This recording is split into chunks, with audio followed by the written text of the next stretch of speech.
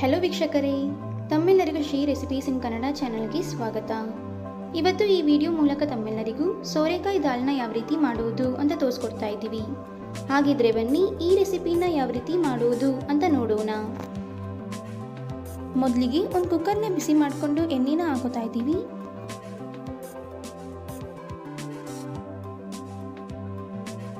ಎಣ್ಣೆ ಬಿಸಿಯಾದ ನಂತರ ಸಾಸಿವೆನ ಹಾಕೊಳ್ಳೋಣ.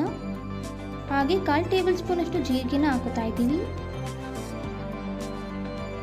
ಈಗ ಇದನ್ನ ಲೋ ಫ್ಲೇಮಲ್ಲೇ ಚೆನ್ನಾಗಿ ಫ್ರೈ ಮಾಡ್ಕೊಳ್ಳಿ.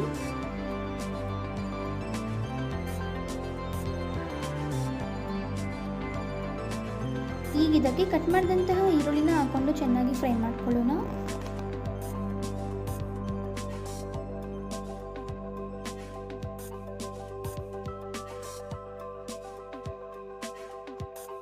ಈರುಳ್ಳಿ ಫ್ರೈ ಆದ ನಂತರ 2 ಖಾರ ಮೆಣಸಿನಕಾಯಿನ ಹಾಕೋತಾ ಇದ್ದೀವಿ. ಜೊತೆಗೆ ಸ್ವಲ್ಪ ಕರಿಬೇವು ಸೊಪ್ಪನ್ನು ಸಹ ಹಾಕೋತಾ ಇದ್ದೀವಿ. ಈಗ ಇದನ್ನು ಸಹ ಚೆನ್ನಾಗಿ ಫ್ರೈ ಮಾಡ್ಕೊಳ್ಳಿ.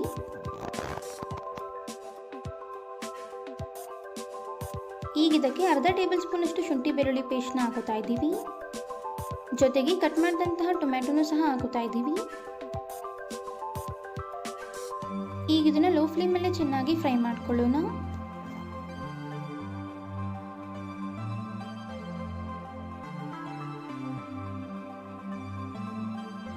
ಟೊಮ್ಯಾಟೊ ಸಾಫ್ಟ್ ಆದ ನಂತರ 1 ಟೇಬಲ್ ಸ್ಪೂನ್ ಅಷ್ಟು ಧನಿಯಾ ಪುಡಿನ ಹಾಕೋತಾ ಇದ್ದೀವಿ.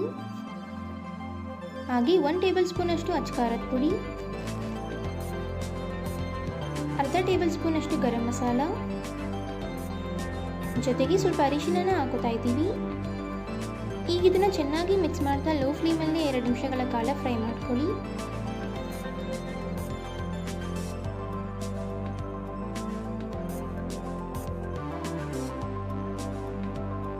ನಾವಿಲ್ಲಿ ಸೋರೆಕಾಯಿನ ಚೆನ್ನಾಗಿ ತೊಳೆದು ಈ ರೀತಿ ಕಟ್ ಮಾಡಿ ಇಟ್ಕೊಂಡಿದ್ದೀವಿ.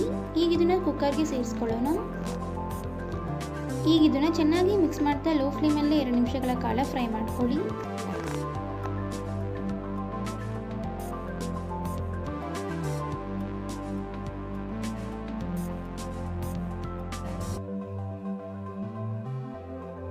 ನಾವಿಲ್ಲಿ ತೊಗರಿ ಬೇಳೆನ ಚೆನ್ನಾಗಿ ತೊಳೆದು ಅರ್ಧ ಗಂಟೆಗಳ ಕಾಲ ನೆನೆಸಿಟ್ಕೊಂಡಿದ್ವಿ. ಈಗ ಇದನ್ನ ಕುಕ್ಕರ್ಗೆ ಸೇರಿಸ್ಕೊಳ್ಳೋಣ. ಜೊತೆಗೆ ರುಚಿಗೆ ತಕ್ಕಷ್ಟು ಉಪ್ಪನ್ನು ಸಹ ಹಾಕೋತಾ ಇದ್ದೀವಿ. ಈಗ ಇದನ್ನ ಚೆನ್ನಾಗಿ ಮಿಕ್ಸ್ ಮಾಡ್ತಾ 2 ನಿಮಿಷಗಳ ಕಾಲ ಫ್ರೈ ಮಾಡ್ಕೊಳ್ಳಿ.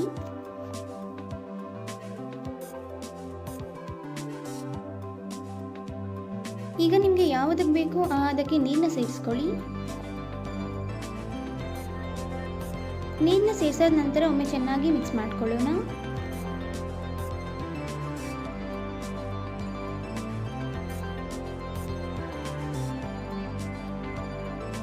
ಈಗ ಕುಕ್ಕರ್ ಲಿಡ್ನ ಕ್ಲೋಸ್ ಮಾಡಿ ಲೋ ಫ್ಲೇಮಲ್ಲೇ 3 ವಿಷಲ್ ಕೂಗಿಸ್ಕೊಳ್ಳಿ. ಈಗ ಇಲ್ಲಿ ಕುಕ್ಕರ್ 3 ವಿಷಲ್ ಕೂಗಿ ತಣ್ಣಗಾಗಿದೆ. ಲಿಡ್ನ ಓಪನ್ ಮಾಡೋಣ. ಈಗೊಮ್ಮೆ ಚೆನ್ನಾಗಿ ಮಿಕ್ಸ್ ಮಾಡ್ಕೊಳ್ಳಿ.